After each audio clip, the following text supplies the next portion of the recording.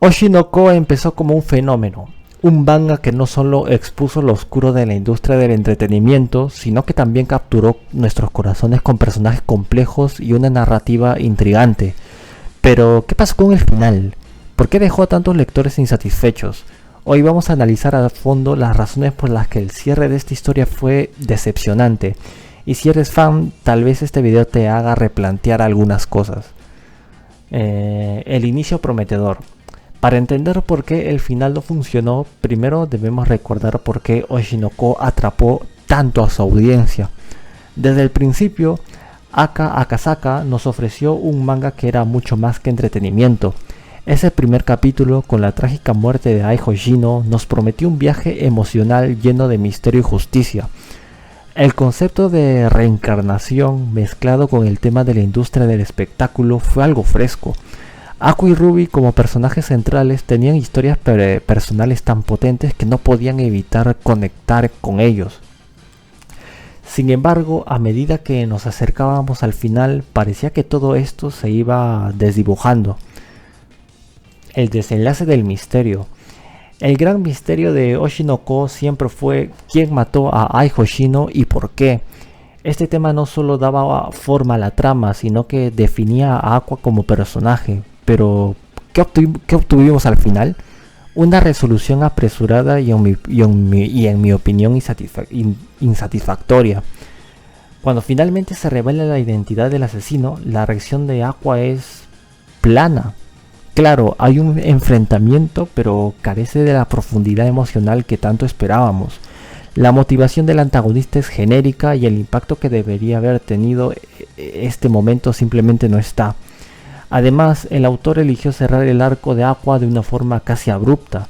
¿Qué pasó con todo el peso psicológico que cargaba? El trauma, su sed de venganza, todo quedó resuelto en pocas páginas sin la catarsis que merecíamos como lectores. Los personajes secundarios olvidados. Uno de los aspectos más frustrantes del final de Oshinoko es cómo se manejaron los personajes secundarios. Kana y Akane, dos de los personajes más queridos por los fans, quedaron completamente relegadas en el desenlace. Kana, con todo su desarrollo como actriz y su conexión emocional con Aqua, no tuvo un cierre adecuado. Era un personaje que prometía mucho, pero terminó siendo una sombra de lo que era. Por otro lado, Akane, quien demostró ser una de las más inteligentes y complejas del grupo, terminó prácticamente desaparecida. ¿Dónde quedó esa chispa que la hacía única? Ruby, la hermana de Aqua, tampoco se salvó. Su desarrollo como personaje parecía prometedor, pero al final, ¿qué obtuvo? O sea, un arco narrativo que nunca terminó de despegar y que dejó más dudas que respuestas. Los temas sin resolver. Otro problema importante es la cantidad de temas que quedaron sin resolver. Oshinoko nos prometió explorar el lado oscuro de la fama, el impacto del abuso y el sacrificio personal en la industria del entretenimiento. Sin embargo, muchos de estos temas fueron dejados de lado a medida que avanzaba la historia. Por ejemplo, el conflicto interno de Aqua con su identidad como Gorou. ¿Qué pasó con esa lucha? ¿O qué tal el impacto emocional del asesinato de Ai en sus hijos? Estas preguntas eran centrales para la historia, pero el autor pareció olvidarlas en el camino hacia el final. También está la industria del entretenimiento, que al inicio era casi un personaje más. El manga comenzó como una crítica contundente, pero terminó diluyendo estos temas en favor de un desenlace más superficial. El problema de las expectativas. Una de las razones por las que el final de Oshinoko fue tan decepcionante es porque las expectativas eran demasiado altas. Cuando construyes un misterio durante más de 100 capítulos, necesitas entregar algo que no solo responda a las preguntas, sino que también sea emocionalmente satisfactorio. Los fans habían especulado durante años sobre el desenlace. ¿Por qué no aprovechar esas teorías para crear un final más profundo?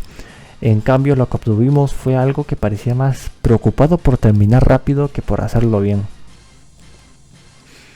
Oshinoko es sin duda una obra que marcó a muchos. Su inicio fue revolucionario y su narrativa tocó temas que pocos mangas se atreven a explorar.